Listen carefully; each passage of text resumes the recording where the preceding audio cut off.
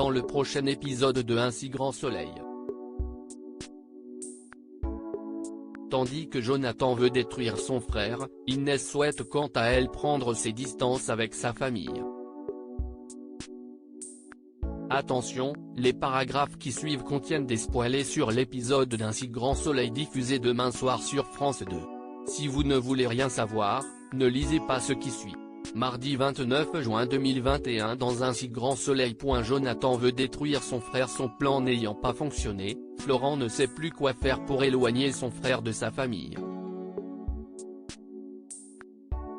Dans la mesure où Jonathan est parti complètement en vrille, l'avocat a peur de ce qu'il pourrait lui faire et demande à Virgile de garder un œil sur lui.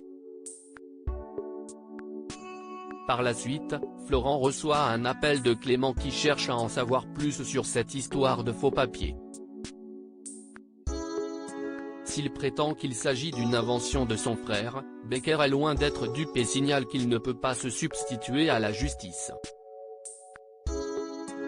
Refusant que son petit-fils se retrouve avec un père en prison, Becker le somme d'arrêter de faire n'importe quoi et de laisser la police faire son travail.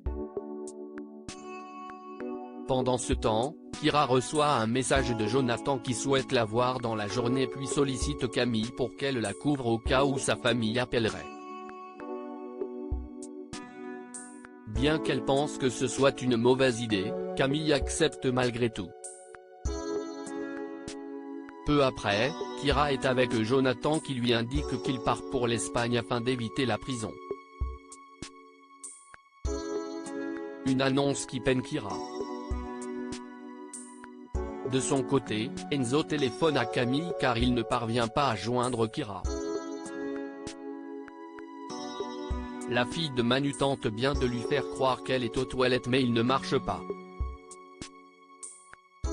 Lorsque Kira le rejoint quelques instants plus tard, Enzo la prie de faire attention avec Jonathan. Non loin de là, Maître Levar contacte Jonathan afin de prendre rendez-vous pour travailler sur sa stratégie de défense. Toutefois, l'ancien détenu lui signifie qu'il n'a plus besoin de lui et précise par ailleurs qu'il n'a pas l'intention de se rendre au procès. Et d'ajouter qu'il sait désormais comment détruire son frère. Inès veut prendre ses distances avec sa famille à l'approche des vacances d'été. Mo aimerait réserver un gîte dans les Pyrénées catalanes pour toute la famille. Malheureusement, Inès déclare qu'elle préfère partir avec ses amis puis s'en va pour aller boire un verre au 101 avec Anissa et Antonin. Triste à l'idée de ne plus voir ses amis tous les jours, Inès leur propose alors de faire une colloque ensemble. Si Antonin ne montre aucun enthousiasme, Anissa est quant à elle emballée et promet de se renseigner afin de savoir si elle aurait droit à des aides financières pour payer un loyer. Plus tard, Antonin et Anissa visitent la fac de droit de Montpellier où ils font la connaissance de Benoît, un étudiant qui accepte de répondre aux questions de la jeune femme. Mais Antonin est jaloux et met rapidement un terme à leur conversation. Tandis que sa copine cherche à comprendre ce qui ne va pas, Antonin s'agace.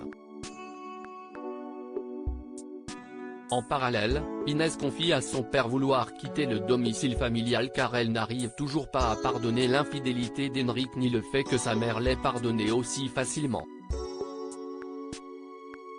Pour sa part, Mo, qui a été prévenu par Gary du projet de colloque de leur fille, encourage son mari à avoir une discussion à cœur ouvert avec Inès.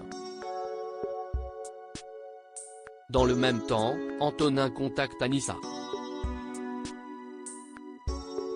Après lui avoir présenté ses excuses pour son comportement, il finit par avouer qu'il est encore sur liste d'attente pour la fac de Montpellier et qu'il est beaucoup trop loin dans le classement pour être accepté. Comme il a annulé son second choix pour rester auprès d'elle, Anissa fait remarquer qu'il ne peut pas foirer son année pour elle. Cependant, Antonin s'en moque et préfère être auprès de la fille qu'il aime pour être heureux.